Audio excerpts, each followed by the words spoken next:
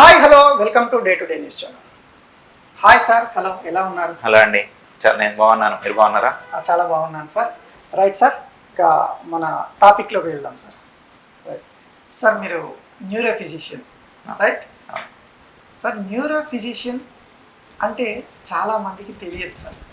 సామాన్య ప్రజలకి neuro physician అంటే ఏంటిది, న్యూరో సర్జన్ అంటే ఏంటి తెలియక కొంతమంది చికిత్సను లేట్ చేసుకుంటున్నారు. అంటే న్యూరో ఫిజిషియన్ అంటే ఏంటి సార్? దానికి సంబంధించినటువంటి ఎలాంటి వ్యాధులను మీరు డయాగ్నోస్ చేస్తారు సార్? న్యూరో ఫిజిషియన్ అంటే నరములకి సంబంధించిన రోగాలను చూసే డాక్టర్. అంటే నరములు అంటే మెదడు, వెన్నుపాము, పెరిఫరల్ నర్వ్స్ అంటే ప్రాపర్ నర్వ్స్ అండ్ కండరాలు, ఈ 4 సంబంధించిన వ్యాధుల్ని డయాగ్నోస్ చేస్తాం. అంటే ఆ 4 సంబంధించిన లక్షణాలతో పేషెంట్ వచ్చినప్పుడు మేము వాటిని గుర్తించి అది ఏ వ్యాధి వల్ల వస్తుంది అనేది పరీక్షల ద్వారా గుర్తించి దానికి సంబంధించిన ట్రీట్మెంట్స్ ఇస్తూ ఉంటాం. Right right sir. అంటే మామూలుగా మెదడు, కండరాలు, తర్వాత నరాలకు సంబంధించి అన్నారు కదా సార్, రైట్? ఇప్పుడు మెదడుకు సంబంధించి ఎలాంటి ప్రాబ్లమ్స్ కనిపిస్తే మిమ్మల్ని అప్రోచ్ కావాలి? సాధారణంగా మేము ఎక్కువగా ఓపీలో చూసే ప్రాబ్లం వచ్చేసి తలనొప్పి, మెదడుకు సంబంధించిన దాంట్లో తలనొప్పి, దాని తర్వాత మతిమరుపు, తర్వాత నడకలో మార్పులు రావడం, ఒకవైపు శరీరం చచ్చుబడిపోవడం, దాన్ని పక్షవాతం అంటూ ఉంటాం. ఇలాంటి లక్షణాలు యూజువల్గా మనకు బ్రెయిన్కి సంబంధించినవి వస్తుంటాయి. తర్వాత వెన్నుపాముకి సంబంధించినవి అంటే మెడ నొప్పి, నడుము నొప్పి, లేకపోతే మన యూరిన్ మీద కంట్రోల్ కోల్పోవడం, యూరిన్ కంట్రోల్ కోల్పోవడం, కాళ్ళ నడకలో తేడాలు రావడం, రెండు కాళ్ళలో తేడాలు రావడం, ఇవన్నీ మనకు వెన్నుపాము సమస్యల్లాగా కనిపిస్తుంటాయి. ఇంకా నర్వ్స్ సంబంధించిన వస్తే నరాలలో మంటలు, తిమ్మిరి, అరికాళ్ళల్లో మంటలు, చేతుల్లో తిమ్మిరి, మంటలు, ఇవన్నీ మనకి నర్వ్స్ ప్రాబ్లం వల్ల వస్తాయండి. కండరాల సమస్యలకు వస్తే వీక్నెస్, అంటే కండరాలు వీక్గా అయిపోవడం, కండరాలు సన్నగా అయిపోవడం, దానితో పాటు కండరాలు పట్టేయడం, ఇవన్నీ కూడా మనం యూజువల్గా కండరాల సమస్యల కిందికి వస్తాయి అన్నమాట. సో ఇవన్నీ అండ్ మూమెంట్ డిజార్డర్స్, అంటే కండరాల కదలికల్లో కంట్రోల్ చేసుకోలేకపోవడం, అంటే వణుకులాగా కానీ, ఇవన్నీ కూడా మనకి రకరకాల న్యూరాలజీ సమస్యలుగా చెప్పుకోవచ్చు. వీటన్నిటిని మేము ఫస్ట్ కారణాలను విశ్లేషించి దాని తర్వాత తగిన ట్రీట్మెంట్ ఇస్తూ ఉంటాం. Right sir. ఇప్పుడు మీరు అన్నట్టు ఈ లక్షణాలు ఏంటి అని అంటే నడక చేంజ్ కావడము, తిమ్మిర్లు రావడము, కాళ్ళలో మంటలు రావడం అనే లక్షణాలు కనిపిస్తే మిమ్మల్ని అప్రోచ్ అవుతారు, వాటికి మీరు చికిత్సలు అనేది చెప్తారు. అసలు మెయిన్గా అవి రావడానికి గల రీజన్స్ ఏంటి సార్? అంటే ఫుడ్ హ్యాబిట్సా, లేకపోతే వంశపారంపర్యంగా, ఇంకే ఇతర కారణాల వల్ల ఈ ప్రాబ్లమ్స్ రావడానికి అవకాశాలు ఉన్నాయి సార్? మనం ఈ కాళ్ళలో తిమ్మిరి, మంట, లేకపోతే నడకలో కొంచెం మార్పు రావడం, అంటే కాళ్ళతో చెప్పులు వేసుకోవడంలో, తీసుకోవడంలో ఇబ్బందులు రావడం, ఇవి మనకి న్యూరోపతి అనే ప్రాబ్లంలో కనిపిస్తూ ఉంటాయి. సో అది సామాన్యంగా మనం చూసేది డయాబెటీస్, ఎక్కువగా డయాబెటీస్ పేషెంట్స్, అంటే షుగర్, మధుమేహ వ్యాధిగ్రస్తుల్లో, అది కూడా ఎక్కువగా మనకు కంట్రోల్ లేనప్పుడు, షుగర్ కానీ కంట్రోల్గా చేసుకోలేకపోతే మనకు నర్వ్స్ అనేది ఆ న్యూట్రిషన్ అనేది సరిగా అందక నరాలు అనేవి డ్యామేజ్ అవ్వడం స్టార్ట్ అవుతుంటాయి. అది మొదట మనకు అరికాళ్ళలో స్టార్ట్ అయ్యి స్లోగా పైకి వెళ్తుంది. సో ఇది మనం ముందుగానే గుర్తించి దానికి ట్రీట్మెంట్ తీసుకోవాలి. అలానే మీరు అన్నట్టు డయాబెటీస్ మాత్రమే కాకుండా ఎక్కువగా మనం ఈ మధ్య చూస్తుంది యంగ్ పేషెంట్స్లో కూడా చూస్తుంది విటమిన్ B12 డెఫిషియన్సీ, దీనివల్ల కూడా విటమిన్ D డెఫిషియన్సీ వల్ల కూడా, ఇంకా కొన్ని మీరు అన్నట్టు జన్యుపరంగా కూడా కొన్ని న్యూరోపతిలు వస్తుంటాయి. బట్ అవి కొంచెం అరుదుగా చూస్తుంటాం. మెజారిటీగా మనం చూసేది మాత్రం షుగర్ వ్యాధిగ్రస్తులకి vitamin B12 and other vitamins డెఫిషియన్సీస్లోను, కొన్ని కిడ్నీ పేషెంట్స్లోను, ఎక్కువగా ఆల్కహాల్ తీసుకునే పేషెంట్స్లో కూడా మనం సాధారణంగా ఈ న్యూరోపతి లక్షణాలు అనేవి చూస్తూ ఉంటాం. Right sir. వన్స్ ఒకసారి ఈ ప్రాబ్లమ్స్ ఫేస్ చేసిన వ్యక్తికి రెమెడీ అనేది అంటే పూర్తిగా నయం చేసే అవకాశం ఉంటుందా? అతను లైఫ్ లాంగ్ మెడిసిన్ వాడాల్సిన పరిస్థితి ఏమైనా ఉంటుందా సార్? అది మనకి ఏ టైంలో మనకి డాక్టర్ దగ్గరికి ట్రీట్మెంట్స్ తీసుకున్నారనే దాన్ని బట్టి ఉంటుంది. మెజారిటీ ఆఫ్ ది న్యూరలాజికల్ డిసీజెస్లో మనం ఎప్పుడైతే ఎర్లీగా ట్రీట్మెంట్కి వస్తే మనకి రికవరీ అనేది చాలా బాగుంటుంది. ఈవెన్ చాలామంది పేషెంట్స్లో క్యూర్ అయిపోతారు కూడా. సో ప్రాబ్లం ఎందుకు వస్తుందంటే మనకి చాలా లేట్గా వస్తుంటారు న్యూరో ఫిజిషియన్ దగ్గరికి. అప్పుడే నరాలు ఇంకొక ముఖ్య విషయం ఏంటంటే నరం కణాలు, అంటే న్యూరాన్స్ అంటాం మనం. న్యూరాన్స్కి దురదృష్టవశాత్తు అది రీజనరేట్ అవ్వలేవు. అంటే ఒకసారి నరం కణం కానీ చనిపోయింది అంటే మళ్ళీ అది తిరిగి రాదు, రీజనరేట్ కాదు. సో లైక్ మన స్కిన్ లేచిపోయింది అనుకోండి, మళ్ళీ కొత్త స్కిన్ తయారవుతుంది. లివర్ కూడా మనకి చాలా భాగం తీసేసినా కూడా మళ్ళీ కొత్త లివర్ అనేది పుట్టుకొస్తుంది. ఒక కిడ్నీ లేకపోయినా ఇంకో కిడ్నీ మీద కూడా బతికేయచ్చు. కానీ నర్వ్ సెల్స్ అలా కాదు, ప్రతి నర్వ్ సెల్కి దానికంటే ఒక పని ఉంటుంది. సో ఆ నరం కణం చనిపోతే తిరిగి రావడం మళ్ళీ కష్టం. సో పక్కన ఉన్న నరాలే కొత్తగా మళ్ళీ ఆ పనిని నేర్చుకొని చేయాలన్నమాట. సో అందుకని నర్వ్స్ డిసీజ్లో ఎర్లీ ట్రీట్మెంట్ అనేది చాలా చాలా చాలా ముఖ్యం. Right right right thank you sir. Next సరే, ఇప్పుడు ప్రస్తుత కాలంలో ఫిట్స్ అనేది ఎక్కువగా వింటున్నాం సార్. అది చిన్న పిల్లల నుంచి మొదలుకొని వయోవృద్ధుల వరకు కూడా ఫిట్స్ అనేది రావడం జరుగుతుంది. సార్ ఫిట్స్ రావడానికి గల కారణాలు ఏంటి సార్? ఫిట్స్ ఆర్ మూర్ఛ వ్యాధి అంటాం మన తెలుగులో. ఫిట్స్ అనేది బ్రెయిన్ యొక్క ప్రాబ్లం అనమాట. అంటే బ్రెయిన్ నుంచి మనకు ఎలక్ట్రికల్ యాక్టివిటీ అనేది చాలా రిథమిక్గా రెగ్యులర్గా బాడీ కంట్రోల్ చేస్తూ ఉంటుంది అనమాట. సో ఈ ఫిట్స్ పేషెంట్స్లో ఏమవుతుందంటే ఆ బ్రెయిన్ రిథమ్ అనేది డిస్టర్బ్ అవుతుంది. అంటే రెగ్యులర్గా ఇలా రావాల్సిన బ్రెయిన్ రిథమ్ అనేది ఒకేసారి షార్ట్ సర్క్యూట్, మన వాడుక భాషలో చెప్పాలంటే షార్ట్ సర్క్యూట్ అయినట్లు అయ్యి సో బ్రెయిన్ అంతా డిస్టర్బ్ అయిపోతుంది. ఆ టైంలో మన కాళ్ళు చేతులు మన కొట్టుకోవడం, ఆ టైంలో మన కాన్షియస్నెస్ తప్పిపోవడం ఇవి చూస్తూ ఉంటాం. సో ఇలా బ్రెయిన్లో రిథమ్ ఎందుకు చేంజ్ అవుతుంది అనడానికి చాలా రకాల కారణాలు ఉంటాయి. సింపుల్గా చెప్పాలంటే షుగర్ డౌన్ అయిపోవడం, బాడీకి ఆ షుగర్ ఆ టైంకి అందలేదు అనుకోండి, ఒక పర్టికులర్ లెవెల్ కంటే షుగర్ డౌన్ అయిపోతే బ్రెయిన్ సెల్స్ అనేవి రిథమ్ అనేది రెగ్యులారిటీ అనేది మిస్ అయిపోయి ఫిట్స్ లాగా రావచ్చు. బాడీ లెవెల్లో సోడియం తగ్గడం, ఇవన్నీ టెంపరీ కాజెస్. మనం ఆ షుగర్ డౌన్ సెట్ చేయగానే వాళ్ళు పేషెంట్ అనేది రికవర్ అయిపోతారు. వాళ్ళకి ఫిట్స్ మెడిసిన్స్ కూడా అవసరం ఉంటుంది. అలా కాకుండా బ్రెయిన్ డ్యామేజ్, పర్మనెంట్ డ్యామేజ్ అయింది, లేకపోతే ఏదో తలకి యాక్సిడెంట్ అయింది, బ్రెయిన్లో రక్తం గడ్డగట్టింది, అలాంటి పేషెంట్స్కి మనకి ఎక్కువ కాలం ఫిట్స్ చూస్తూ ఉంటాం. ఎక్కువ కాలం అలా ఎక్కువ రోజులు ఫిట్స్ వాడాల్సి ఉంటుంది. అలాగే కొన్ని జన్యుపరమైన కారణాలు ఉంటాయి. అంటే ప్రాపర్ మూర్ఛ వ్యాధి అలా వాళ్ళకి ఏంటంటే ఆల్మోస్ట్ చాలా రోజులు అంటే కొన్ని సందర్భాల్లో జీవితకాలం కూడా మనం ఫిట్స్ మందులు వాడుకోవచ్చు. అంటే వాళ్ళు జన్యుపరంగానే వాళ్ళలో ఆ రిథమ్ని మెయింటైన్ చేయడం అనేది సాధ్యపడదు అనమాట. బ్రెయిన్లో ఆ రిథమ్ మెయింటైన్ చేసే గుణం అనేది ఉండదు వాళ్ళకి. దానివల్ల వాళ్ళు ఎక్కువ సార్లు ఫిట్స్ రావడానికి అవకాశం ఉంటుంది. అలాంటి వాళ్ళకి మనం జీవితాంతం కూడా మెడిసిన్స్ ఇవ్వాల్సి ఉంటుంది. అంటే ఓవరాల్గా చెప్పేదంటే ఫిట్స్ అనేది ఒక లక్షణం మాత్రమే. బ్రెయిన్లో ఏదో తప్పు జరుగుతుంది అనేదానికి ఒక లక్షణం ఫిట్స్. సో దాని కారణం మనం కనుక్కొని కారణాన్ని ట్రీట్ చేయాలి. దాంతోపాటు అవసరమైన మేరకు ఫిట్స్ మందులు కూడా వాడుకోవాల్సి ఉంటుంది.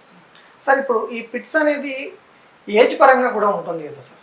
మామూలుగా కొంత ఏజ్ వచ్చిన తర్వాత ఫిట్స్ అనేది ఆటోమేటిక్గా వెళ్ళిపోతుంది అనేటువంటి వర్డ్ కూడా మేము విన్నాం. అంటే సర్టెన్ ఏజ్ వచ్చిన తర్వాత, చిన్నప్పుడు వచ్చిన ఫిట్స్ అనేది సర్టెన్ ఏజ్ వచ్చిన తర్వాత ఆటోమేటిక్గా వెళ్ళిపోతుంది అనేటువంటి ఆలోచన కూడా, అంటే అలాంటి వర్డ్ కూడా విన్నాం. సో అదే విధంగా పెద్దవాళ్ళలో కూడా ఈ ఫిట్స్ వ్యాధి అనేది రావడం జరుగుతుంది సార్. అంటే దానికి రీజన్ వయసు రీత్యా వస్తుంది అనేది వస్తుంది. వాళ్ళకు కంటిన్యూస్గా మెడిసిన్ అనేది వాడాల్సిందేనా? ఈ చిన్న పిల్లలకు కూడా కంటిన్యూస్గా లైఫ్ లాంగ్ మెడిసిన్ ఏమైనా వాడాల్సి ఉంటుందా? చిన్నపిల్లలు ఎస్పెషల్లీ ఒక సంవత్సరం వయసు నుంచి 5-6 సంవత్సరాల వయసు ఉన్న వాళ్ళకి జ్వరం వచ్చిన ప్రతిసారి ఫిట్స్ వచ్చే అవకాశం ఉంటుంది అనమాట. అలాంటి వాటిని ఫెబ్రైల్ సీజర్స్ అంటాం. దీనికి మనం ఫిట్స్ మందులు అవసరం లేదు. ఆ బాబు 5 సంవత్సరాలు 6 సంవత్సరాల వయసు దాటగానే బ్రెయిన్లో మెచ్యూరిటీ పెరుగుతుంది. అలాంటి వాళ్ళకి మళ్ళీ ఫిట్స్ వచ్చే అవకాశం తక్కువ, యూజువల్గా రాదు. సో అలాంటి ఫెబ్రైల్ సీజర్స్ అని డయాగ్నోస్ చేసినప్పుడు యూజువల్గా మేము ఫిట్స్ మందులు అనేవి ప్రిస్క్రైబ్ చేయం. ఓన్లీ జ్వరమే కొంచెం ప్రాంప్ట్గా జ్వరాన్ని కంట్రోల్ చేసుకోండి. అలా ఒకసారి వచ్చిన పేషెంట్కి జ్వరం వస్తే తొందరగా జ్వరం మెడిసిన్ మన పారాసిటమాల్ లాంటివి వేయడం, కొంచెం తడిబట్టతో తోడవడం, తొందరగా జ్వరాన్ని కంట్రోల్ చేసుకుంటే సరిపోతుంది. వాళ్ళకి ఫిట్స్ వచ్చే అవకాశం తక్కువ ఉంటుంది. సో అలాంటి కొన్ని వ్యాధుల్లో మనం ఇవ్వం. కొన్ని మీరు అన్నట్లు కొన్ని జెనెటిక్ ఫిట్స్ కూడా ఒక ఏజ్లోనే వస్తాయి అన్నమాట. సపోజ్ బెక్స్ అనే ఒక వ్యాధి ఉంటుంది, అది ఓన్లీ అడాల్సెంట్ అంటే ఒక 11-12 సంవత్సరాల వయసుకి ఆటోమేటిక్గా ఫిట్స్ అనేవి కంట్రోల్ అవుతుంది. అలా అందుకని అనేది ఫిట్స్ అనేది ఒక లక్షణం మాత్రమే. బ్రెయిన్లో సంథింగ్ ఈజ్ నాట్ గుడ్, అంటే కరెక్ట్గా జరగడం లేదు ఎలక్ట్రికల్ యాక్టివిటీ అనేది మాత్రానికి మనకు చెప్తుంది. సో దానికి కారణాలు 100 రకాలు.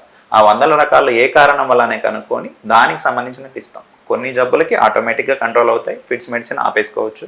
కొన్నిసార్లు లైఫ్ లాంగ్ కూడా వాడాల్సి రావచ్చు. ఒకవేళ ప్రాబ్లం అనేది పర్సిస్టెంట్ ప్రాబ్లం, అది మనం తీసేయలేకపోతున్నాం, అంటే జన్యు పరంగా వాడు పుట్టుకతోటే ఆ పర్టికులర్ పర్సన్కి మనకి ఆ రిథమ్ అనేది కంట్రోల్ కాదు. అలాంటప్పుడు మనం తప్పదు, జీవితాంతం కూడా ఫిట్స్ మెడిసిన్స్ ఇచ్చుకోవాల్సి ఉంటుంది. ఒకవేళ కారణం అనేది కంట్రోలబుల్ కారణం అనుకోండి, ఒకవేళ షుగర్ డౌన్ అవ్వడం వల్ల వచ్చిన ఫిట్స్కి పేషెంట్ షుగర్ కరెక్ట్గా మెయింటైన్ చేసుకుంటే మళ్ళీ ఫిట్స్ వచ్చే అవకాశం ఉంటుంది. అలా రైట్ సార్. నెక్స్ట్ నార్మల్గా సామాన్య ప్రజల్లో మనం తరచుగా వినేటువంటి వర్డ్ ఏంటంటే సార్ హెడేక్, తలనొప్పి. సాధారణంగా తలనొప్పి రావడంతోనే ఒకప్పుడు తలనొప్పి వేరు, ఇప్పుడు తలనొప్పి అని అంటే భయపడుతున్నారు చాలా వరకు. అసలు మైగ్రేన్ అనేటువంటి వ్యాధి వస్తుంది తలనొప్పి వల్ల. చాలా కామన్. సో కొంతమంది ఏంటి అని అంటే టీ అనేది అలవాటు ఉంటుంది రెగ్యులర్గా, ఆ టీ తాగకపోవడం వల్ల కూడా హెడేక్ వస్తుంది. కొందరికి ఫుడ్ హ్యాబిట్స్, ఫుడ్ సరిగా తినకపోవడం వల్ల కూడా హెడేక్ అనేది వస్తుంది. ఇవన్నీ తెలిసినప్పటికీ కూడా ఈ హెడేక్లో ఈ మైగ్రేన్ అనేటువంటి వర్డ్ విన్న తర్వాత ప్రతి ఒక్కరు కూడా చిన్నగా హెడేక్ వచ్చినా కూడా డాక్టర్ను సంప్రదించాల్సినటువంటి పరిస్థితి అయితే ఏర్పడింది. అంటే దీన్ని సీరియస్గా తీసుకోవాల్సిందేనా, లేదు అని అంటే ప్రజలు ఎక్కువగా భయపడుతున్నారంటారు? ఒకటి లైక్ ఇందాక ఫిట్స్కి చెప్పుకున్నట్టే కూడా తలనొప్పి అనేది ఒక లక్షణం మాత్రమే, తలలో ఉండదు. చాలా కామన్ టైప్ అంటే తలనొప్పి మీరు అన్నట్లు మైగ్రేన్ పాత రోజుల్లో తెలుగులో పార్శ్వపు నొప్పి అనేవాళ్ళు, ఎందుకంటే ఒకవైపు తల భాగం వస్తుంది. సో మైగ్రేన్ అనేది సీరియస్ కండిషన్ కానే కాదు, ఫస్ట్ అసలు భయపడాల్సిన పనే లేదు. కానీ మైగ్రేన్తో ప్రాబ్లం ఏంటంటే అది మమ్మల్ని బాగా ఇబ్బంది పెడుతుంది. మైగ్రేన్లో కేవలం తలనొప్పితో పాటు అసోసియేటెడ్ లక్షణాలు అంటే దానితో పాటు ఉండే లక్షణాలు ఇంకా ఎక్కువ ఇబ్బంది పెడతాయి. అంటే తలనొప్పితో పాటు సౌండ్ అంటే ఇరిటేషన్ రావడం, లైట్ చూడలేకపోవడం, కొంచెం దూరం నడవగానే తలనొప్పి ఎక్కువైపోవడం, తలలో ఏదో ఊగిపోతున్నట్టు అనిపించడం, దాంతోపాటు అసోసియేటెడ్ ఫీచర్ కళ్ళ ముందు ఏదో ఫ్లాషెస్ ఆఫ్ లైట్స్ వచ్చినట్టు ఉండడం. సో ఇలా అసోసియేటెడ్ ఫీచర్ అంటే తలనొప్పితో పాటు ఇంకా వేరే లక్షణాలు, నాజియా, వామిటింగ్ సెన్సేషన్ ఉండడం, కొంచెం ఏదైనా తిందామంటే వామిటింగ్ అయిపోవడం, ఇవన్నీ ఇంకా ఎక్కువ ఇబ్బంది పెడతాయి. So migraine as it is dangerous disease ఏం కాదు, కాకపోతే అది క్వాలిటీ ఆఫ్ లైఫ్ అనేది బాగా తగ్గిస్తుంది. ఇప్పుడు మన లైఫ్స్ ఎలా అయిపోయినాయి, ప్రతిరోజు ముఖ్యమే, ప్రతి నిమిషం ముఖ్యమే, అందరం ప్రతి జాబ్ కూడా మనల్ని ఏంటి ప్రతి నిమిషం టెన్షన్తో కూడుకున్నట్టుండే, ఒక్క రోజు లీవ్ పెట్టాలన్నా కుదరని పరిస్థితులు ఉన్నాయి. సో అలాంటి వాళ్ళకి ఇప్పుడు మైగ్రేన్ అనేది అండ్ తరచుగా వచ్చే అవకాశం కూడా ఎక్కువ. మైగ్రేన్ ఉన్న పేషెంట్కి మళ్ళీ అటాక్స్ రావడానికి ఎక్కువ. సో ఇది అనేది ప్రొఫెషనల్ లైఫ్ని కానీ ఈవెన్ పర్సనల్ లైఫ్ని కానీ, ఇప్పుడు సపోజ్ మన పార్ట్నర్ కంటిన్యూస్గా తలనొప్పి అని చెప్తున్నాడు అనుకోండి, సో వాళ్ళ పర్సనల్ లైఫ్లో కూడా మనకి డిస్టర్బెన్సెస్ చూస్తూ ఉన్నాం అనమాట. ఎప్పుడు తలనొప్పి అంటూ ఉంటారు, సపోజ్ హస్బెండ్ కానీ వైఫ్ కానీ ఎప్పుడు తలనొప్పి అంటుంటే లేదా దేర్ పర్సనల్ లైఫ్స్ కూడా చాలా ఎఫెక్ట్ అవుతుంది. So even though dangerous disease అంటే ఇదేదో ప్రాణహాని కలిగించే వ్యాధి కానప్పటికీ కూడా మనిషిని బాగా మానసికంగా ప్రొఫెషనల్ లైఫ్లో కూడా వాళ్ళు అనుకున్న లక్ష్యాలను చేరుకోలేకపోతారు. ఇప్పుడు ఆఫీస్లో ఎప్పుడు లీవ్స్ పెడుతున్నారు అనుకోండి, మీ మీద ఇంప్రెషన్ అంత మంచి. సో ఆ విధంగా ఇబ్బంది పెట్టే వ్యాధే కానీ ఇదేం ప్రాణహాని ఏమి కాదు. సో యూజువల్గా మేమేం చెప్తామంటే మైగ్రేన్ మంత్కి 1 or 2 times వస్తుంది. ఇది క్లాస్కి ఫస్ట్ ఎప్పుడైనా తలనొప్పి వచ్చినప్పుడు ఒకసారి మొట్టమొదటి కన్సల్టేషన్ అయితే తీసుకుంటే బెటర్, న్యూరాలజిస్ట్కి చూపించి అది మైగ్రేన్ అని నిర్ధారణ లక్షణాలు వినే చెప్పేసేయచ్చు. మైగ్రేన్ అని తెలిసిన తర్వాత యూజువల్గా మేమేం చెప్తామంటే నెలకు 1 or 2 సార్లు వస్తుంది అంటే ఏం మెడిసిన్ ఏం అవసరం లేదు, వచ్చినప్పుడు కొంచెం రెస్ట్ తీసుకోండి, లేకపోతే సింపుల్ పెయిన్ కిల్లర్ వేసుకోండి, రెస్ట్ తీసుకోండి. అలా కాకుండా మాటికి వస్తుంది, వారానికి 1 or 2 సార్లు వస్తుంది, మీ పర్సనల్ లైఫ్ని ప్రొఫెషనల్ లైఫ్ని ఇబ్బంది పెడుతుందంటే మాత్రం మైగ్రేన్ రాకుండా కూడా చాలా మంచి మెడిసిన్స్ అవైలబుల్ ఉన్నాయి. సో అవి వాడుకుంటూ లైఫ్లో క్వాలిటీని పెంచుకోవడానికి చూడాలి. Right sir. నెక్స్ట్ మామూలుగా పార్కిన్సన్స్ అనేటువంటి వ్యాధి గురించి విన్నాం సార్ ఈ మధ్య కాలంలో. అసలు పార్కిన్సన్స్ వ్యాధి అంటే ఏంటి, దాని లక్షణాలు ఏంటి, అదేమైనా ప్రాణాంతకమైనటువంటి వ్యాధి? యూజువల్గా పార్కిన్సన్ వ్యాధి అనేది వణుకుడు వ్యాధి అంటారు కామన్గా మన వాడుక భాషలో, కంపవాతం అంటారు. సో అదేంటంటే బ్రెయిన్లో న్యూరోకెమికల్స్ అని ఉంటాయి అనమాట. న్యూరోకెమికల్స్ అంటే ఒక న్యూరాన్ ఇంకో న్యూరాన్తో కమ్యూనికేట్ చేసుకునే విధానాన్ని అది కెమికల్ సెక్రేట్ చేసి నెక్స్ట్ సెక్రేట్ అంటే మన బ్రెయిన్లో ఉన్న న్యూరాన్స్ మన కండరాలకి కనెక్షన్ అనేది కొన్ని కెమికల్స్ ద్వారా ట్రాన్స్మిట్ అవుతుంది అనమాట. సో దాంట్లో మెయిన్ కెమికల్ అనేది ఒకటి వచ్చేసి డోపమైన్ అంట. సో ఈ డోపమైన్ సెక్రేట్ చేసే ప్రాంతం బ్రెయిన్లో ప్రాంతం ఉంటుంది. ఆ ప్రాంతంలో డీజనరేషన్ స్టార్ట్ అవుతుంది అనమాట. కొంతమందికి డీజనరేషన్ అంటే ఆ ప్రాంతం చనిపోవడం, అక్కడ ఉన్న న్యూరాన్స్ చనిపోవడం స్టార్ట్ అవుతుంది. సో చనిపోవడం వల్ల డోపమైన్ డెఫిషియన్సీ ఉంటుంది బ్రెయిన్లో. సో దానివల్ల బాడీ కంట్రోల్ అన్నారు, బ్రెయిన్ కంట్రోల్ అనేది బాడీ మీద తగ్గుతూ ఉంటుంది. సో దీన్ని పార్కిన్సన్ వ్యాధి అంట. మనకి లక్షణాలు వచ్చేసి మెయిన్గా 4 రకాల లక్షణాలు ఉంటాయి అన్నమాట. ఒకటి ట్రెమర్ అంటే చెయ్యి వణకడం అంటే పేషెంట్ ఇలా చెయ్యి ఇట్లా పెట్టుకున్నప్పుడు కంటిన్యూస్గా వణికిపోతూ ఉంటుంది. రెస్ట్ ట్రెమర్ అంటే రెస్ట్లో ఉన్నప్పుడు కూడా చెయ్యి ఇట్లా వణుకుతూ ఉంటుంది, ఏదైనా పని చేస్తున్నప్పుడు ఆటోమేటిక్గా ఇలా స్లో ట్రెమర్ లాగా ఉంటుంది అనమాట. సో నెక్స్ట్ వచ్చేసి రిజిడిటీ అంటే స్టిఫ్నెస్ అనమాట. మూమెంట్స్ అనేవి ఇప్పుడు నేను ఇలా స్మూత్గా ఇలా మూమెంట్స్ ఉండకుండా వాళ్ళు మూవ్ చేయాలంటే టైట్గా అయిపోయినట్టు ఉంటుంది. అంటే ఏదో మనకి లూబ్రికేషన్ లేనట్లు, ఆయిల్ లేనప్పుడు ఎలా మూవ్ అవుతాయో రిజిడ్గా అయిపోతుంది అనమాట.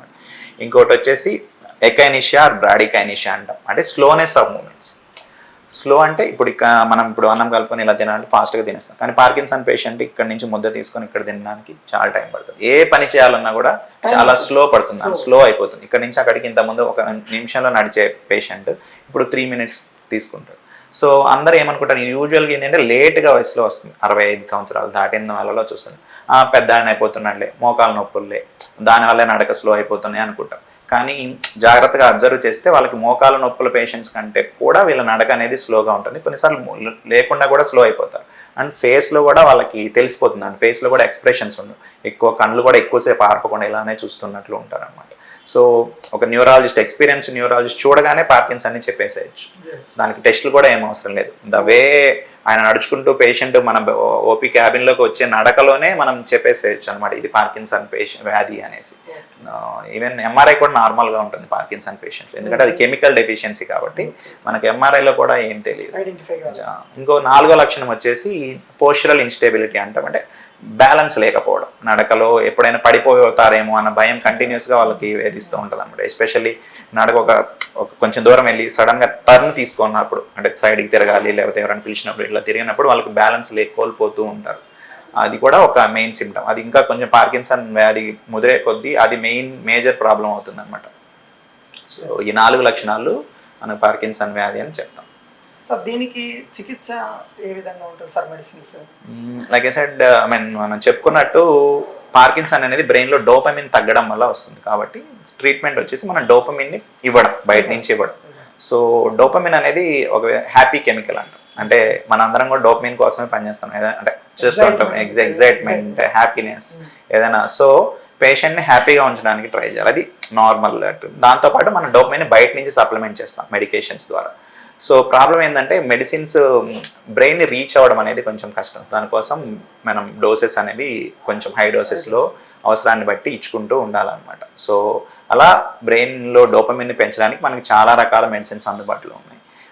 మెయిన్గా లెవిడోపా, కార్బిడోపా అనే దాంతో స్టార్ట్ చేసి అవసరాన్ని బట్టి పేషెంట్ రెస్పాన్స్ని బట్టి మనం పెంచుకుంటూ పోతున్నాం.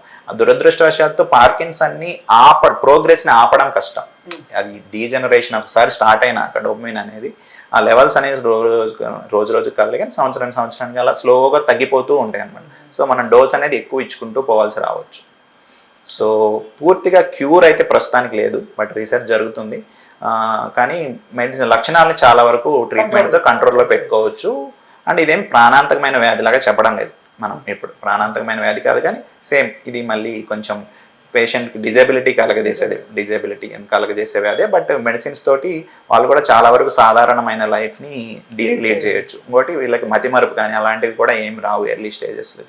So they can have a good quality. మతిమరుపు అని అంటే ఇప్పుడు చాలా మందిలో మతిమరుపు అనేది కూడా ఎక్కువ ప్రాబ్లం అయింది సార్.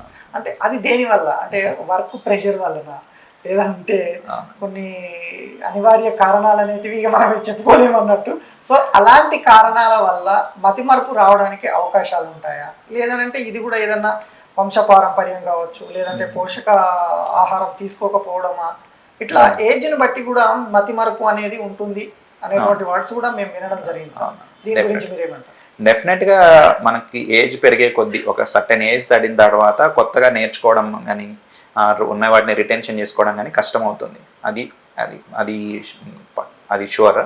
బట్ మీరన్నా మతిమరుపు అంటే యూజువల్గా యంగ్ పేషెంట్ ఎవరైనా వచ్చి సరిగ్గా నేను మర్చిపోతున్నాను, చిన్న చిన్న విషయాలు గుర్తుండట్లేదు అనుకున్నప్పుడు దాన్ని మేము ప్రాపర్ మతిమరుపుగా కన్సిడర్ చేయం. మతిమరుపుని మేము మా మెడికల్ లాంగ్వేజ్లో డిమెన్షియా అంటాం. మనకు పేషెంట్కి మతిమరుపు ఉంది అని చెప్పాలి అంటే అది సిగ్నిఫికెంట్గా, అంటే వాడి పర్సనల్ లైఫ్ని కానీ ప్రొఫెషనల్ లైఫ్ని కానీ ఇంపాక్ట్ చేయాలి. ఇంపాక్ట్ చేసినప్పుడు మాత్రమే మన మతిమరుపు అంటాం. అదే సింపుల్గా కార్ కీస్ ఎక్కడో పెట్టి మర్చిపోయాను, ఈ వీటిని యూజువల్గా మనం మతిమరుపు అనము. సో దానికి మెయిన్ రీజన్ మీరు అన్నట్లు మన కామన్గా వాడుగా చూసే మతిమరుపు ఏంటంటే ఫోకస్ లేకపోవడం, టూ మెనీ థింగ్స్ ఒకేసారి ఎక్కువ ఆలోచనలు ఉన్నప్పుడు. లైక్ మోడర్న్ లైఫ్లో ఫోన్ ఎక్కువ చూస్తూ ఉంటాం, మనకు అవసరం లేని ఎన్నో విషయాలను కూడా మనం రోజు గ్రాస్ప్ చేసుకుంటూ ఉంటాం. అంటే ఎక్కువ ఇన్ఫర్మేషన్ అనేది అవైలబుల్లో ఉంది మనకి. ఇంతకుముందు పాత రోజుల్లో ఒక న్యూస్ జరిగిందంటే నెక్స్ట్ రోజు మార్నింగ్ న్యూస్ పేపర్లో చదివితే కానీ తెలిసేది కాదు. ఇప్పుడు మనకేంటి ప్రతి నిమిషం ఒక న్యూస్ కానీ ఎనీ అప్డేట్స్, పర్సనల్ లైఫ్లో అప్డేట్స్ కానీ ఫ్యామిలీ లైఫ్లో అప్డేట్స్ కానీ మనకి ప్రతి నిమిషం ప్రతి సెకండ్లోనూ టూ మచ్ ఆఫ్ ఇన్ఫర్మేషన్ అనేది మనకు వస్తూ ఉంది. సో అలాంటప్పుడు ఇలాంటి కొన్ని విషయాల మీద బ్రెయిన్ అనేది కాన్సన్ట్రేట్ చేయలేకపోవచ్చు. సో ఇంతకుముందు మనకు ఒక ఫోన్ స్టార్ట్ అయిన కొత్తలో మీకు గుర్తుంటే 10-20 ఫోన్ నెంబర్లు కూడా గుర్తుండేవి. ఇప్పుడు మన వైఫ్ నెంబర్ కూడా మనకు గుర్తుండలేదు, ఎందుకు ఎలానో ఫోన్లో ఉంది కదా. ఆలోచన అవసరం లేదు అన్నట్లు అలా అయిపోతుంది అనమాట. సో దీన్ని మతిమరుపుగా కన్సిడర్ చెయ్యం మనం. మతిమరుపు అనేది మనం కాన్షియస్గా దాని మీద ఫోకస్ చేసినా కూడా మనం గుర్తుపెట్టుకోలేకపోతున్నాము అంటే అండ్ మాటికి రిపీట్ అవుతుంది, లేకపోతే ప్రోగ్రెస్ అవుతుంది. ఫస్ట్లో చిన్న వాటికే ఉండేది, తర్వాత ఇంకొంచెం పెద్ద వాటికి వస్తుంది అన్నప్పుడు మనం పేషెంట్కి మతిమరుపు ఉంది అని చెప్తాం. యూజువల్గా మతిమరుపు అనేది మనం చాలా పెద్ద వయసు వాళ్ళలో 65 సంవత్సరాలు దాటిన వాళ్ళలో చూస్తూ ఉంటాం. ఆల్జీమర్స్ అని పేరు వినే ఉంటాం. ఆల్జీమర్స్ అది టిపికల్ ప్రాపర్ మతిమరుపు వ్యాధి అన్నమాట. Right sir. Next question sir, neuropathy. ఈ వర్డ్ కూడా ఈ మధ్య కాలంలో ఎక్కువగా వింటున్నాం సార్. అసలు న్యూరోపతి అంటే ఏంటిది? ఎందుకంటే సామాన్య ప్రజలకు న్యూరోపతి అంటే ఏంటిదో తెలియదు సార్. మామూలు వాడుక భాషలో న్యూరోపతి అంటే ఏంటిది, దానికి చికిత్సలు ఏంటిది, దానివల్ల వచ్చేటువంటి ప్రాబ్లమ్స్ ఏంటి? న్యూరోపతి అంటే మనం నర్వ్స్ మన వెన్నెముక దాటిన తర్వాత బయటకు వచ్చే వాటిని మన బ్రెయిన్ నుంచి న్యూరాన్స్ మనకి వెన్నెముకలోకి వచ్చి వెన్నెముకలో ఉన్న రంధ్రాల ద్వారా బయటకు వచ్చి చేతులకి కాళ్ళకి మిగిలిన బాడీ అంతటికి సప్లై చేస్తూ ఉంటాయి. ఆ నరాలకి ఏదైనా వ్యాధి వస్తే మనం దాన్ని న్యూరోపతి అంటాం. సో న్యూరోపతి లక్షణాలు ఎలా ఉంటాయంటే 2 రకాలు, సెన్సరీ, మోటార్. సెన్సరీ అంటే స్పర్శకు సంబంధించినవి, తిమ్మిరి, మంట. అది మోటార్ అంటే వీక్నెస్, అంటే కండరాలు సన్నగా అయిపోవడం, కండరాల్లో బలం లేకపోవడం. ఇవి న్యూరోపతి లక్షణాలు. న్యూరోపతి గల కారణాలు ఎప్పుడైతే న్యూరాన్స్కి సరిపడ పోషణ అందలేదు మెయిన్ న్యూరాన్స్కి కావాల్సింది vitamin B12, vitamin B1, thiamine and vitamin D. ఈ విటమిన్స్ అందకపోతే న్యూరాన్స్ అనేవి దానికి కరెక్ట్గా పనిచేయలేవు అనమాట. సో అప్పుడు మనకి న్యూరోపతి వ్యాధి అనేది వస్తూ ఉంటుంది. దాంతోపాటు వేరే వ్యాధులు, ఆల్కహాల్ ఎక్కువగా తీసుకునే వాళ్ళకి ఆల్కహాల్ న్యూరోపతి వస్తుంది. ఇంకోటి కిడ్నీ ఫంక్షన్ సరిగా లేకపోవడం వల్ల బాడీలో కొన్ని రకాల టాక్సిన్స్ అనేవి చేరుకుపోవడం వల్ల వస్తుంది. ఇంకోటి హెవీ మెటల్ టాక్సిసిటీ అంటూ ఉంటాం మనం. ఎక్కువ ఫ్యాక్టరీలో వర్క్ చేసే వాళ్ళకి మెర్క్యూరీ, పాత రోజుల్లో లెడ్ పెట్రోల్, అందుకనే మన పెట్రోల్ ఇప్పుడు లెడ్ అనేది తీసేయడం జరిగింది. అలా లెడ్ ఎక్స్పోజర్ వల్ల, మెర్క్యూరీ ఎక్స్పోజర్ వల్ల కూడా మనకి న్యూరోపతి వస్తుంది. ఆర్గనోఫాస్ఫరస్ పాయిజనింగ్ అంటే కొంతమంది ఈ పురుగుల మందు తాగి ఆత్మహత్యలు కానీ అట్లా ట్రై చేసిన పేషెంట్స్ సర్వైవ్ అయిన తర్వాత కూడా వాళ్ళకి ఆర్గనోఫాస్ఫరస్ వాటి వల్ల కూడా నర్వ్స్ అనేవి వీక్ అయిపోతూ ఉండే న్యూరోపతి వస్తుంది. సో ఇవి కొన్ని కారణాలు, చాలా కారణాలు ఉన్నాయి. ఈ మధ్య ఆటో ఇమ్యూన్ కారణాలని కూడా చూస్తూ ఉన్నాం. అంటే మన ఆటో ఇమ్యూన్ డిసీజ్ కూడా ప్రతి ఫీల్డ్లో ఎక్కువ అయిపోతూ ఉన్నాయి. ఆటో ఇమ్యూన్ అంటే మన SLE అని చెప్పేసి, రుమటాయిడ్ ఆర్థరైటిస్ అని చెప్పేసి. సో వీటిలో కూడా నరాల మీద మన యాంటీబాడీస్ యాక్ట్ చేయడం వల్ల న్యూరోపతి కూడా చూస్తూ ఉన్నాం. Right sir. నార్మల్గా మనము బ్రెయిన్ స్ట్రోక్ అనేటువంటి వర్డ్ కూడా చాలా ఎక్కువగా వింటున్నాం సార్. ఈ మధ్య కాలంలో సెన్సేషనల్గా ఎక్కువగా బ్రెయిన్ స్ట్రోక్ కేసెసే, ఏ హాస్పిటల్లో చూసినప్పటికీ కూడా బ్రెయిన్ స్ట్రోక్ కేసెసే ఎక్కువగా ఉన్నాయి సార్. సో బ్రెయిన్ స్ట్రోక్ అనగానే ఆపరేషన్ అనేటువంటి ఆలోచనలకు సామాన్య ప్రజలు వెళ్తున్నారు సార్. అంటే నార్మల్గా బ్రెయిన్ స్ట్రోక్ అనే వర్డ్ విన్న వెంటనే ఆపరేషన్. సో అందులోకి వెళ్ళి వాళ్ళు ఏం చేస్తున్నారంటే భయాందోళనకు గురవుతున్నారు. అంటే అవగాహన లేక ప్రజలు ఏమిటి అంటే స్ట్రోక్ వచ్చింది కదా, కన్ఫామ్గా ఆపరేషన్ చేయాల్సిన పరిస్థితి ఉంది అని చెప్పడం వల్ల ఏమవుతుందంటే వాళ్ళు మిస్కమ్యూనికేట్ అయ్యి డైరెక్ట్గా ఆపరేషన్ ఏదైనా డాక్టర్ దగ్గరికి వెళ్ళినప్పుడు కొంతమంది డాక్టర్లు ఏంటి అని అంటే మెడిసిన్స్తో తగ్గించే వాళ్ళు కొందరు ఉంటారు సార్.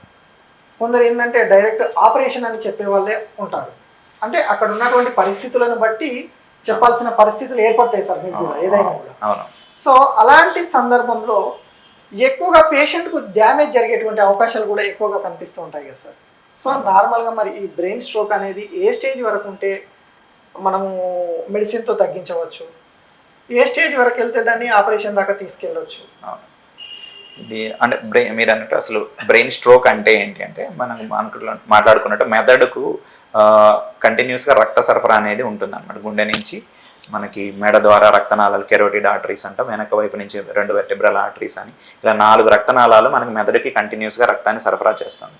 మెదడు అనేది చాలా గ్లూకోజ్ కానీ ఆక్సిజన్ కానీ చాలా సెన్సిటివ్ అనమాట. అంటే కొద్దిసేపు కూడా మనకు ఒక నిమిషం పాటు కూడా బ్రెయిన్కి బ్లడ్ కానీ ఆక్సిజన్ కానీ అందకపోతే అవి కణాలని చనిపోవడం స్టార్ట్ అవుతాయి.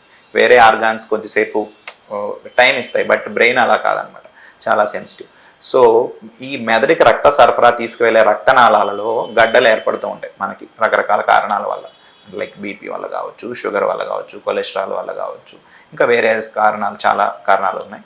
సో వీటన్నిటి వల్ల రక్తనాళాల్లో స్లోగా అనేది మనకి క్లాట్స్ అనేవి పేరుకుపోతూ ఉండి ఒక పర్టికులర్ రోజు అక్కడనే కంప్లీట్గా రక్తనాళం మూసుకుపోతుంది. అప్పుడు బ్రెయిన్కి అనేది రక్త సరఫరా అందదు.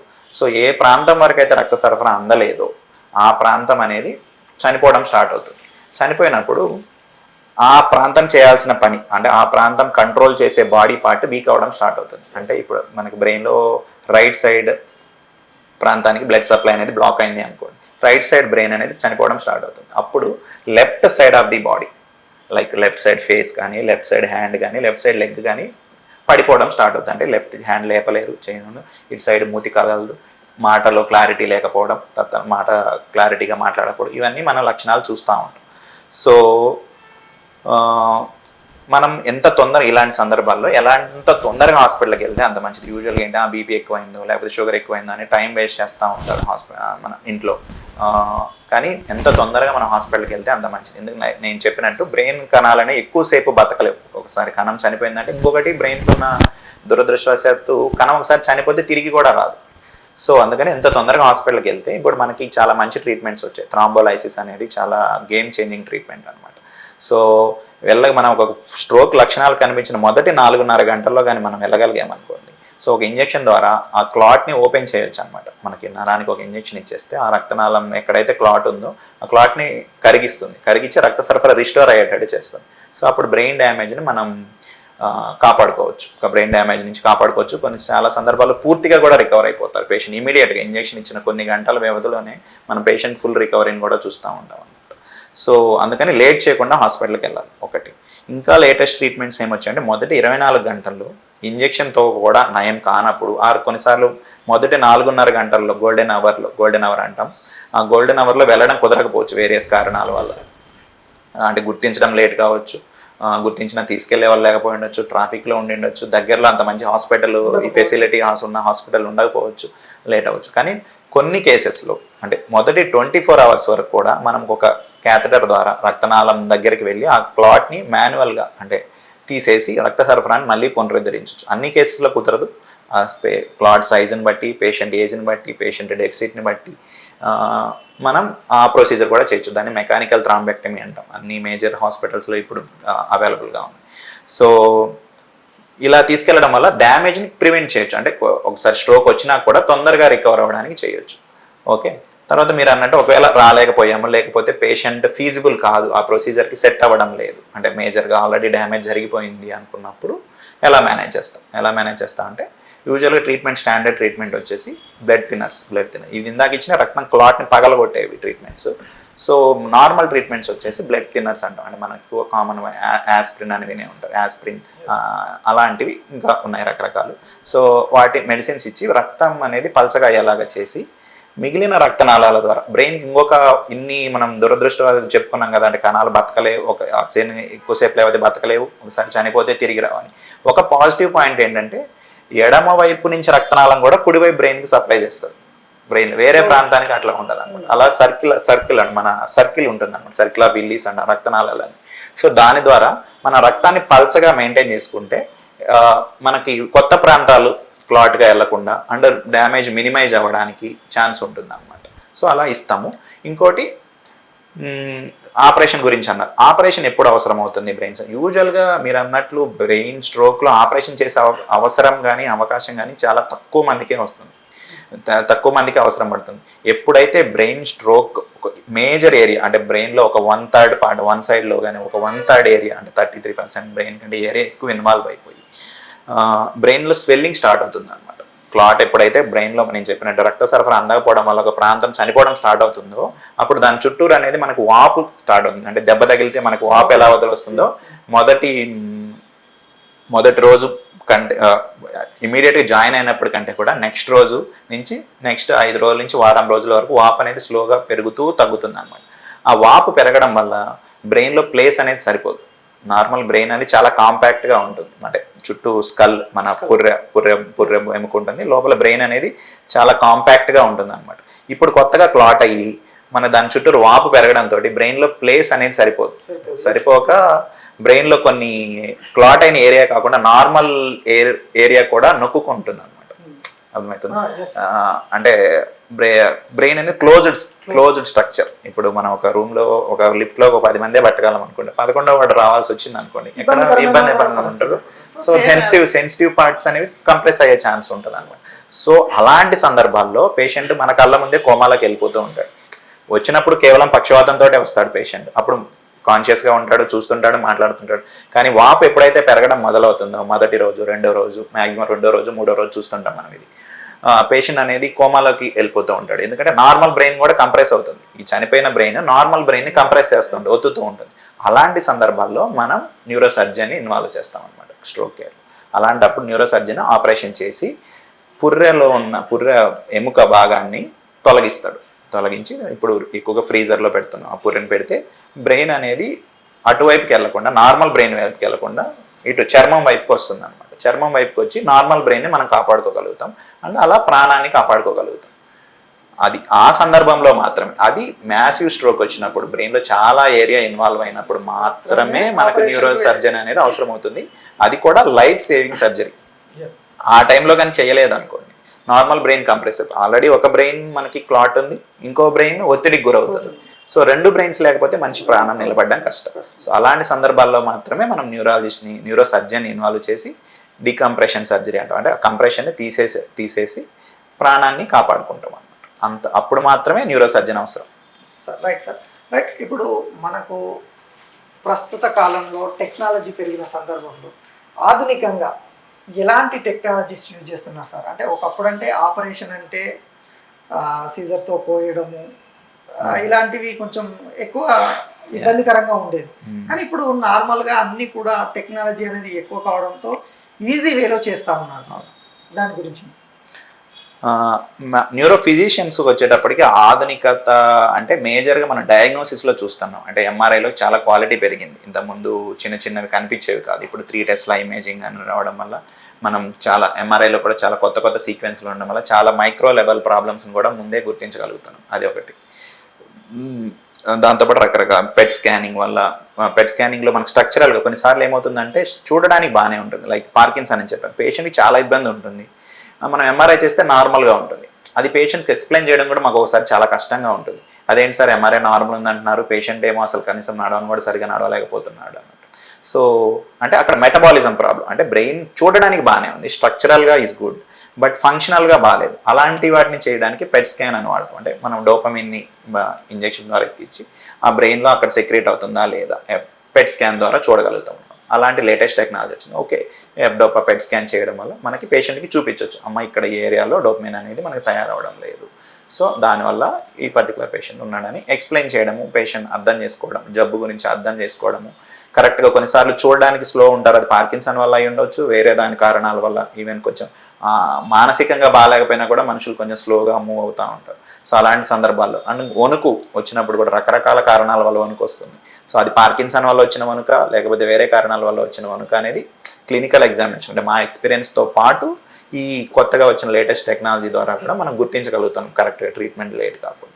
ఇంకా ట్రీట్మెంట్ వైపు వచ్చేటప్పటికి చాలా కొత్త రకాల అంటే మనకు పాథోఫిజియాలజీ అంటే డిసీజ్ ఎందుకు వస్తుంది అనేది అవగాహన తీసుకోవడానికి ఈ రకరకాల టెక్నాలజీ అనేది ఉపయోగపడడం వల్ల కొత్త ట్రీట్మెంట్స్ మెడిసిన్స్లోనే కొత్త ట్రీట్మెంట్స్ అనేవి రావడం జరుగుతుంది. ఇలా సపోజ్ మైగ్రేన్కి తీసుకుంటే ఇంతకుముందు చాలా రకాల ట్యాబ్లెట్స్ ఇచ్చేవాళ్ళు, ఇప్పుడు కొత్తగా కొన్ని రకాల ఇంజెక్షన్స్ వచ్చాయి. కరెక్ట్గా బ్రెయిన్ అంటే మైగ్రేన్ పెయిన్ వేరే పెయిన్ డిఫరెంట్గా ఉంటుంది, వేరే న్యూరోకెమికల్స్ వల్ల వస్తుంది అనమాట. ఆ కెమికల్స్ని ఇప్పుడు ఐడెంటిఫై చేయగలిగాం, సిజిఆర్పి అనే కెమికల్స్ని ఐడెంటిఫై చేయగలిగాం. ఇప్పుడు ఆ సిజిఆర్పికి అగైనెస్ట్గా దానికి వ్యతిరేకంగా మనం కొన్ని ఇంజెక్షన్స్ డిజైన్ చేసాం. వాటి ఇవ్వడం వల్ల బాడీలో ఏ పార్టీ మీద పనిచేయకుండా ఓన్లీ మైగ్రేన్ కోసమే ఇంజెక్షన్స్ తయారయ్యాయి. సో అలా స్పెసిఫిక్ డ్రగ్స్ని అంటే పర్టికులర్ డిసీజ్కి పర్టికులర్ డ్రగ్స్ని మనం ఇప్పుడు డిజైన్ చేసుకోగలుగుతాం, అది లేటెస్ట్ టెక్నాలజీ ద్వారా. ఇంకా ఫిట్స్ విషయానికి వచ్చేటప్పటికి చాలా రకాల ఎపిలెప్సీ సర్జరీస్ అవైలబుల్ వచ్చాయి. ఫిట్స్ రకాల్లో ఒక 10 ఏళ్ల క్రితం 15 ఏళ్ల క్రితం తీసుకుంటే ఫిట్స్లో మనకు 2 లేదా 3 రకాల ఫిట్స్ మెడిసిన్సే ఉండేవి. ఇప్పుడు మనకు సుమారు 15 నుంచి 20 రకాల ఫిట్స్ మెడిసిన్స్ అవైలబుల్లో ఉన్నాయి. సో పర్టికులర్ కరెక్ట్గా పేషెంట్ వ్యాధిని గుర్తించి దానికి సంబంధించిన ఫిట్స్ మెడిసిన్ మాత్రమే ఇవ్వగలుగుతున్నాం. సో ఇవన్నీ లేటెస్ట్ అడ్వాన్సెస్. ఇంకా చాలా రకాల సర్జరీస్ ఎపిలెప్సీకి సర్జరీస్ వచ్చాయి. పార్కిన్సన్ వ్యాధికి తీసుకుంటే డీప్ బ్రెయిన్ స్టిమ్యులేషన్ అని చెప్పేసి బ్రెయిన్లో కొన్ని ఎలక్ట్రోడ్ని పాస్ చేసి దానికి ఎలక్ట్రిక్ స్టిమ్యులేట్ చేసి డోపమిన్ని మనం అక్కడనే న్యాచురల్గా తయారయ్యేలాగా చేయగలుగుతున్నాం. దాని ద్వారా క్వాలిటీ లైఫ్ ఇంప్రూవ్ అవుతుంది. ఇలా రకరకాల ప్రతి వ్యాధి గురించి మాట్లాడుకుంటూ పోతే ప్రతి వ్యాధిలోనూ మనం చాలా అడ్వాన్సెస్ అనేవి వచ్చాయి. కానీ ఏ పేషెంట్కి ఏ టెక్నాలజీ సెట్ అవుతుంది, ఏ మెడిసిన్ సెట్ అవుతుంది అనేది మనకి ఎక్స్పీరియన్స్ న్యూరో ఫిజిషియన్ ద్వారా సలహా పొంది తీసుకుంటే బాగుంటుంది. Right sir. ఇప్పుడు సామాన్య ప్రజలకి, మా డే టు డే న్యూస్ ప్రేక్షకులకు, అంటే ఇప్పుడున్న సిచ్యువేషన్లో ప్రతి ఒక్కరి లైఫ్ కూడా ఉరుకుల పరుకుల జీవితం సార్, స్ట్రెస్తో కూడుకున్నటువంటి జీవితం. అలాంటి సందర్భంలో హెల్త్ మీద ఫోకస్ పెట్టడం లేదు సార్. నార్మల్గా ఇదివరకు మనం ఇంట్లో ఫుడ్ చేసుకొని తినేవాళ్ళం, కానీ ఈ రోజుల్లో ఏంటంటే బయట ఫుడ్కు ఎక్కువ అలవాటు పడడం వల్ల కూడా ఇబ్బందులు అనేటివి ఎదుర్కొంటున్నారు. అంటే ఇప్పుడున్న ప్రస్తుత జనరేషన్లో వారికి ఎలాంటి వర్క్ చేస్తే, అంటే ఏ విధంగా మనం లైఫ్ లీడ్ చేస్తే హాస్పిటలైజ్ కాకుండా ఉంటాము కొంతవరకు అనే వాటి గురించి. నేను యూజువల్గా ఎప్పుడు పేషెంట్స్కి ఎవరికైనా కూడా నేను కామన్గా చెప్పేది ఏంటంటే, ఏ వ్యాధికైనా కావచ్చు, పర్టికులర్ ప్రతి వ్యాధికి దానికి సంబంధించిన కొన్ని చిట్కాలు అవి ఉంటాయి. వాటితో పాటు జనరల్గా మాట్లాడుకుంటే మనం మేజర్ ఇంపార్టెంట్ వచ్చేసి డైట్, ఎక్సర్సైజ్ అండ్ మన మానసిక ప్రశాంతత. ఈ మూడు అనేవి చాలా ముఖ్యం. ఈవెన్ మైగ్రేన్ మాట్లాడుకున్నా, స్ట్రోక్ మాట్లాడుకున్నా, వేరే ఏ విధంగా మాట్లాడుకున్నా కూడా, ఏ జబ్బు గురించి కానీ అల్టిమేట్గా అన్నీ కూడా ఈ మూడు దగ్గరికే వచ్చి ఆగుతాయి. మెడికల్ ట్రీట్మెంట్ పక్కన పెడితే మందులు అనేవి ఎలానో మేము ఇస్తూ ఉంటాం, దానికి సరిపడదు. పోతే మెయిన్ ఎక్సర్సైజ్ అనేది డైలీ మన ఆరోగ్య సంస్థలు, ప్రపంచ ఆరోగ్య సంస్థలు అన్నీ కూడా మనకి చెప్తుంది ఏంటంటే, daily minimum 30 minutes of exercise at least 5 days a week. అంటే వారంలో 5 రోజులు, రోజుకి కనీసం 30 నిమిషాలు ఎక్సర్సైజ్ అనేది శారీరక శ్రమ అనేది మనకు కంపల్సరీ ఉండాలి. అది కూడా శారీరక శ్రమ అంటే యూజువల్గా మనం వాకింగ్ అంటే, నేను చాలామంది కొంచెం పెద్ద వయసు ఆవిడ లేడీస్ వచ్చినప్పుడు వాకింగ్ చేయాలండి అంటే, వాకింగ్ చేస్తుంటామండి అంటారు. కానీ వాళ్ళు ఏం చేస్తారు, జస్ట్ కాలనీలో అలా జస్ట్ సరదాగా మాట్లాడుకుంటూ ఒక అరగంట తిరుగుతూ అదే వాకింగ్ అనుకుంటుంటారు. కాదు, కొంచెం అలా చేస్తే పెద్ద ఉపయోగం ఉండదు. మన బాడీని మనం రోజు కొంచెం ఛాలెంజ్ చేస్తూ ఉండాలి.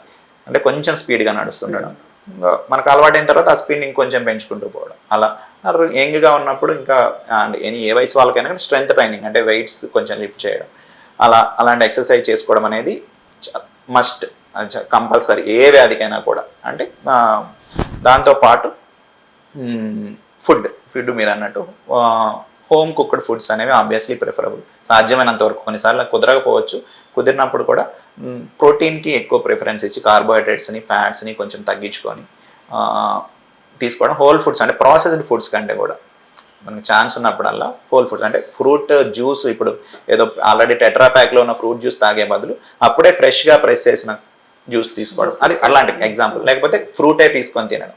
మనకి ఇప్పుడు ఒక యాపిల్ ఉంది, పక్కన యాపిల్ జ్యూస్ టెట్రా ప్యాక్లో ఉందంటే మన మనసు ఏంది, యాపిల్ జ్యూస్ వైపుకి వెళ్తుంది. సో దాని బదులు whole foods as a whole తీసుకుంటే ఏ ఫుడ్ అయినా కూడా మనకి దాని కంప్లీట్ న్యూట్రిషన్ అనేది మనకి వెళ్తుంది. సాధ్యమైనంత వరకు ప్రాసెస్డ్ అండ్ ఫాస్ట్ ఫుడ్స్ తగ్గించి న్యాచురల్ ఫుడ్స్, ఏం మ్యాజిక్ డైట్స్ ఏం చేయాల్సిన అవసరం లేదు. సాధారణ ప్రజానికి అట్లీస్ట్ పర్టికులర్ డిసీజ్ వచ్చినప్పుడు దానికి సంబంధించిన ఫుడ్ అనేది మనం డైటీషియన్ కన్సల్టేషన్ తోటి తీసుకుంటాము. కానీ ఇన్ జనరల్ సామాన్య ప్రజలకు మన అడ్వైజ్ ఏంటంటే, సాధ్యమైనంత వరకు home cooked foods, processed foods తగ్గించుకొని కొంచెం మితంగా తీసుకుంటూ ఆహారం, ఎక్సర్సైజ్ చేసుకోవడం అండ్ మానసిక ప్రశాంతత. దానికోసం రకరకాల టెక్నిక్స్ ఉన్నాయి, ప్రాణాయామ, యోగా, లేకపోతే మీకు నచ్చిన రిలీజియన్ వాట్ ఎవర్ చేసుకొని కొంచెం జలసి ఇట్లాంటివన్నీ తగ్గించుకొని కంటెంట్తో ఉంటే ఇవన్నీ కూడా హెల్ప్ అవుతాయి. ఏ ట్రీట్మెంట్ అయినా కూడా కొంచెం బాగా వర్క్ చేస్తాం. Right sir. మీ బాల్యం, విద్యాభ్యాసం గురించి మా డే టు డే న్యూస్ ప్రేక్షకులకు సార్. నేను ఆంధ్రప్రదేశ్ నుంచి వచ్చాను. యాక్చువల్లీ ప్రకాశం జిల్లాలో ఒక పల్లెటూరు, చిన్నార్కట్ల అనే పల్లెటూరులో పెరిగాను. విద్యాభ్యాసం అంతా కూడా చిన్న 10వ తరగతి వరకు అక్కడే నడిచింది. తెలుగు మీడియంలో చదువుకున్నాను. దాని తర్వాత ఇంటర్ శ్రీ చైతన్య విజయవాడలో చదివి ఎంబీబీఎస్ ఉస్మానియా మెడికల్ కాలేజ్ హైదరాబాద్లో పూర్తి చేశాను. మళ్ళీ అక్కడే ఉస్మానియా మెడికల్ కాలేజ్లోనే మళ్ళీ ఎండి 3 years ఎండి కూడా అక్కడే చేశాను. సో తర్వాత మా న్యూరాలజీ డిఎం వచ్చేసి నిమ్స్, మన పంజాగుట్ట నిమ్స్ హాస్పిటల్లో డిఎం న్యూరాలజీ కోర్స్ కంప్లీట్ చేసి తర్వాత వేరియస్ కార్పొరేట్ హాస్పిటల్స్లో పనిచేసి ప్రస్తుతానికి ఒమేగా హాస్పిటల్స్ గచ్చిబౌలిలో కన్సల్టెంట్ న్యూరాలజిస్ట్ గాను అండ్ నా ఓన్ క్లినిక్ రాజేష్ న్యూరో కేర్లో కన్సల్టెంట్ గాను వర్క్ చేస్తున్నాను. Thank you sir. మీ విలువైన సమయాన్ని సమాచారాన్ని మా డే టు డే న్యూస్ ప్రేక్షకులతో పంచుకున్నందుకు ధన్యవాదాలు సార్. థ్యాంక్ యూ జనార్దన్ గారు.